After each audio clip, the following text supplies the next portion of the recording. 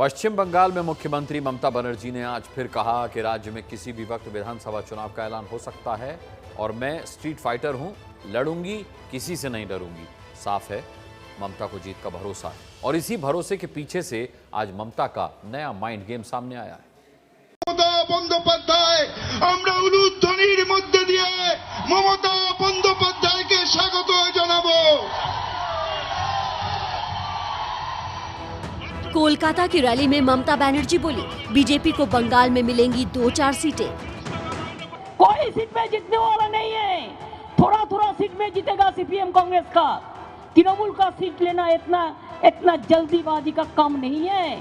ये आप वादा रखिए, आप याद रखिए। ममता ने बीजेपी को हारा हुआ बताया और लेफ्ट कांग्रेस की बढ़त पर भरोसा जताया।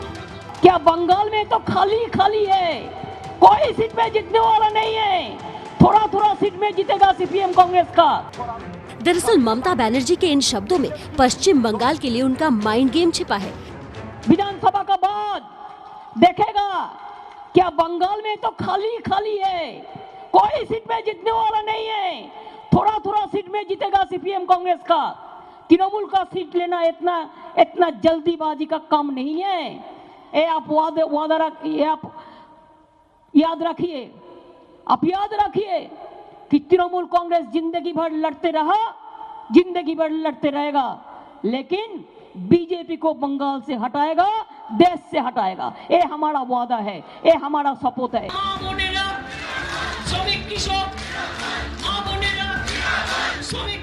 रैलियों की भीड़ और तमाम सर्वे जब बंगाल में ममता की टीएमसी और बीजेपी की सीधी टक्कर दिखा रहे हैं, तो ममता बनर्जी की ये नई रणनीति सामने आई है। ममता टीएमसी के विपक्षी वोटों को बीजेपी के साथ साथ कांग्रेस और लेफ्ट दल सीपीएम के गठबंधन में भी बांटना चाहती है, ताकि उनके खिलाफ वोट बटे और फायदा सीधा उनकी पार्टी को हो। तो मामला साफ है, ममता बनर्जी चाहती है कि अगले विधानसभा चुनाव में अगर कांग्रेस और सीपीएम की गठबंधन मजबूत दावेदारी पेश करती है, तो तृणमूल कांग्रेस विरोधी वोट बीजेपी से इन पार्टियां भी छीन सकती है, जिसमें फायदा है तृणमूल कांग्रेस को।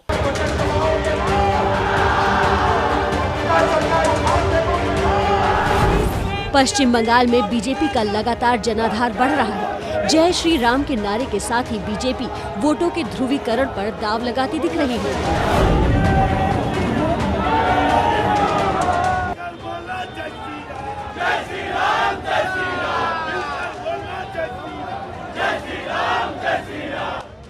और इसी के काट के लिए ममता अब कांग्रेस और लेफ्ट को ऑक्सीजन देने का प्लान लेकर आई हैं, जिसका असर ये है कि अब जमीनी स्तर पर ममता के कार्यकर्ता लेफ्ट और कांग्रेस से खुली जंग नहीं लड़ रहे हैं, बल्कि इन दोनों दलों के लिए टीएमसी जमीन भी छोड़ते दिख रही है। लेकिन बीजेपी बोल रही है कि ममता का ये खेल ना हो गए। ये ममता दी का तुष्टीकरण का राजनीति है और कोई सिद्धांत का राजनीति नहीं है। भारतीय जनता पार्टी को समर्थन कर लिए है यहाँ का जनता। भारतीय जनता पार्टी क्षमता भी आएगी, जो विधानसभा चुनाव होगी, ममता जी इसी डर से जनता को विभ्रांत करने का कोशिश कर रही है और ये गलत अफवाह फैला रही है। अब जरा आंकड़े समझिए। 2019 के लोकसभा चुनाव में बंगाल में टीएमसी और बीजेपी की दो तरफा लड़ाई हुई, जिसका सीधा फायदा बीजेपी को ही हुआ। बंगाल की 42 लोकसभा सीटों में से 18 पर बीजेपी ने कब्जा किया। वोट प्रतिशत की बात करें तो 2019 लोकसभा चुनाव में तृणमूल कांग्रेस को करीब 43% वोट मिली थी और बीजेपी को 40.7% वोट मिली थी। वही कांग्रेस और लेफ्ट को मिलाकर अगर देखा जाए तो उनकी झोली में सिर्फ 12% वोट ही गई थी।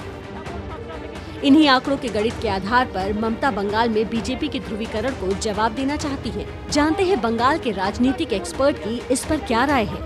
लेफ्ट और कांग्रेस भी ये नहीं चाहेगा बीजेपी मेजोरिटी मिलने से बीजेपी सरकार बनाए बंगाल में। इसीलिए ममता बनर्जी एफ्लोट कर दिया पॉलिटिकल जो स्ट्रैटेजी है, लेफ्ट कांग्रेस ज़्यादा से ज़्यादा वोट मिलने से ममता बनर्जी का अच्छा ही होगा। हालांकि बंगाल की सत्ता का वनवास झेल रही लेफ्ट के तेवर अलग है। उसका कहना है कि बीजेपी और टीएमसी मिले हैं। मुख्यमंत्री कब कौन बोल रहा है वो अचानक मैं समझते नहीं, कभी कौन समझते नहीं, तृणमूल का लीडर भी समझते नहीं, मैं बोल पाए नहीं। what is my point is that the Mamata Banerjee or Trinamool Congress is feeling dearth of oxygen in itself.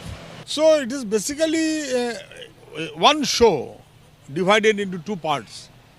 And thereby I believe that it is basically a BJMOL, BJP and Trinamool both combined together in different ways. ওরা চায় দাঙ্গা, আমরা চাই শান্তি। ওরা চায় যুদ্ধ, আমরা চাই শান্তি। गौरतलब है कि ये पहली बार नहीं है जब ममता ने दावा किया हो कि बीजेपी को बंगाल में 20 सीटें मिल जाएं तो बहुत है, लेकिन अब की बार वो बीजेपी पर सख्त और कांग्रेस लेफ्ट पर ममता बरसा रही हैं, जो उनकी चुनावी रणनीति का सबूत है। ये कितना चलेगा इसका पता चुनावी नतीजों के बाद ही चलेगा, जिसका बिगुल बस बजने ही वाला है।